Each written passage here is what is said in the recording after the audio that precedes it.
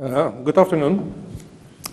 It's not a secret that the production of the bioethanol from cellulosic biomass is not economically viable yet. It's also a common fact that pulp and paper waste treatment is very complicated and expensive. And we also know that in the paper mills, up to 70% of the energy used for the mechanical refining of the wood. You may ask me, what are these all have in common? And the answer is lignin. Let's imagine that this is the wood brick. So the wood brick basically consists of the cellulose, hemicellulose, and unwanted glue between those, called lignin. In the biofuel production, or in pulp and paper production, the ultimate goal is to get cellulose out of the wood bricks. Extensive energy or a lot of acid need to be applied to the wood brick in order to release the cellulose from them. However, even after release, lignin, which is present in a solution, is still toxic and a polluting compound. And it's also known that in bioethanol production, the residual lignin present in a solution slowing down the fermentation process. Therefore, it increases the price of the bioethanol. If there is any natural solution, yes, sure. You can walk in the wood, in the forest, and you can see the piece of the wood with the white guys living on it. These guys are white rot fungus. They are living on the wood. Basically, they like sugar. They eat sugar, but how they get sugar from the wood? They use lactase enzyme. They secrete it, and the lactase is naturally working on a wood. If there is a natural solution, why it's not used? Well, it's very easy. Of course, it's very expensive to produce lactase from fungi in industrial quantities. But what is also important that the natural lactase is not adapted to the customer harsh conditions, meaning that it's not working with a high temperature and extreme pH. So what is our solution? Our solution is the recombinant, genetically modified lactase. It's thermostable, it's pH tolerant, it has a fast reaction time, and what is most important, is affordable. It is affordable because we produce lactase in E. coli, which is bug and which is several times cheaper than produce it in fungi. Well, we have one enzyme which is applicable to the different applications in the different industries and the different stages of the process. Let's take a look on the biomass pretreatment, which is typical step for the production of the bioethanol and, of course, paper. So by pretreatment of the wood chip with our lactase, it is possible to lose this grip. Therefore, on the next step, when pulp and paper mills are using extensive energy to release the cellulose, they will use less energy.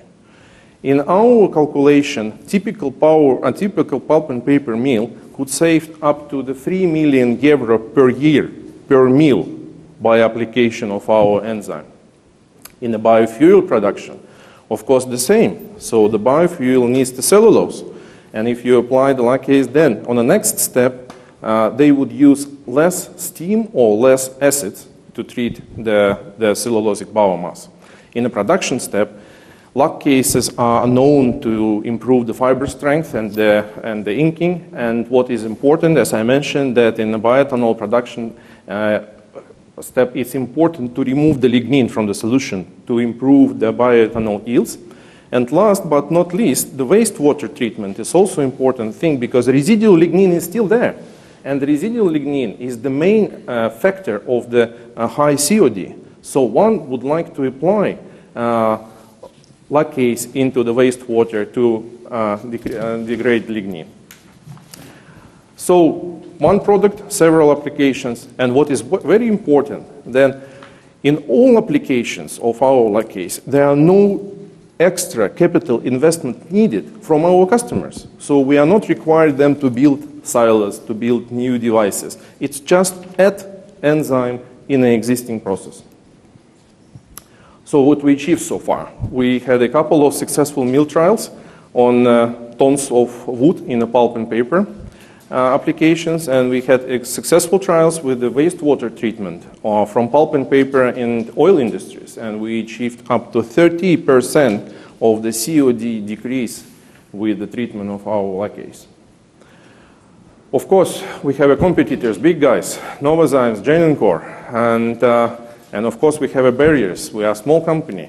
We are not one-stop solution provider, and of course the large-scale production requires outsourcing. But that's challenges what we would like to overcome, but we are sure that our technology is versatile, it is proven, we have ongoing deals with industrial customers. We design enzymes to fit customer conditions. That's important, and our enzymes are effectively priced and easy to produce. Our business model is direct sales to the customers of customized adapted enzyme. Why customized, you might ask? Because every industrial client has a specific requirements, specific temperature, specific pH, specific reaction time. So our customers are forest, biofuel, and water management companies. And I would like to remind you that by degrading lignin by MetGen, our customers will save the energy and paper mill, cleaning wastewater, and decrease bioethanol production price.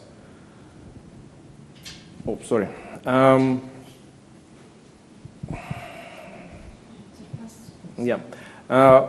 As for the IP policy, we are going to patent our enzymes, and we are going to keep the technology platform or how we created enzymes as a trade secret. We are planning to develop 2 new enzymes per year and therefore to produce a solid IPR portfolio within the short space of time. We have very strong management team and the board of directors from left to right. We have Alex Ajaev, who is the top scientist and founder of the company. We have Kalevi Kurkijärvi, who is the professional investor and chairman of our board. Eski Pulkinen, he is acting as the lobbyist and door opener and strategic planner.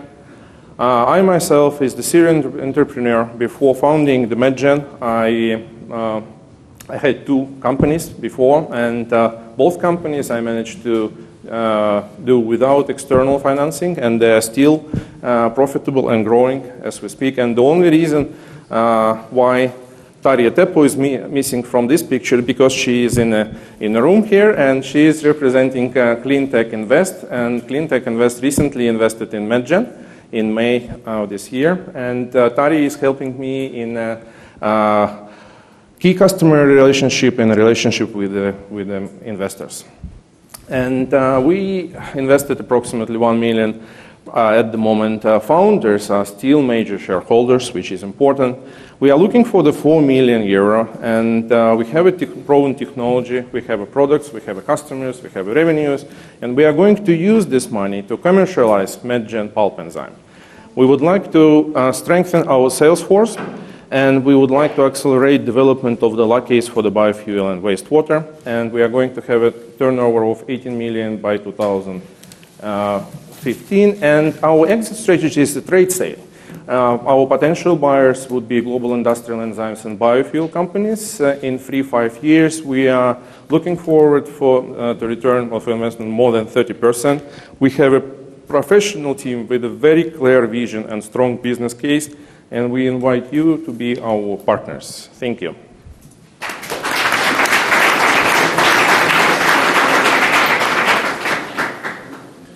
Okay, any questions? Ulla, can you start if you have any? Okay. Thank you for a good presentation. I'm a simple man. I understand Legos since I was 4, so I read these documents before. I didn't get it, but now I got it. So the example was very good, simplifying it. Where is this technology developed and originally?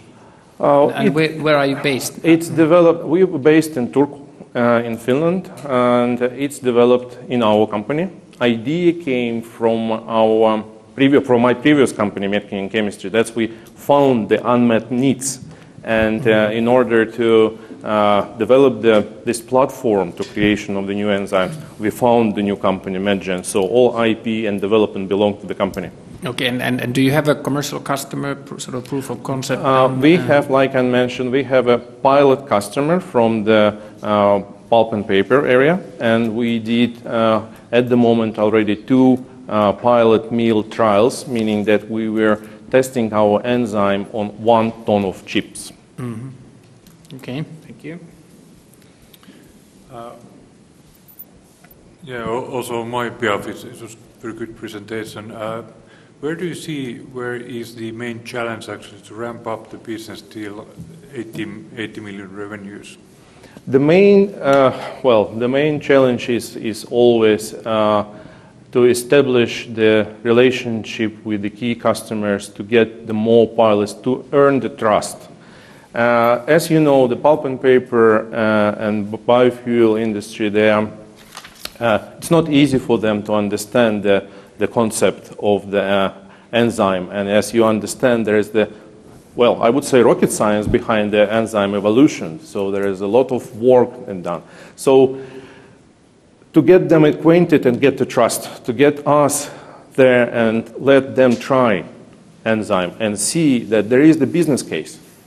I mean, enzymes been on the market, there were discussion about enzymes for 15, 20 years.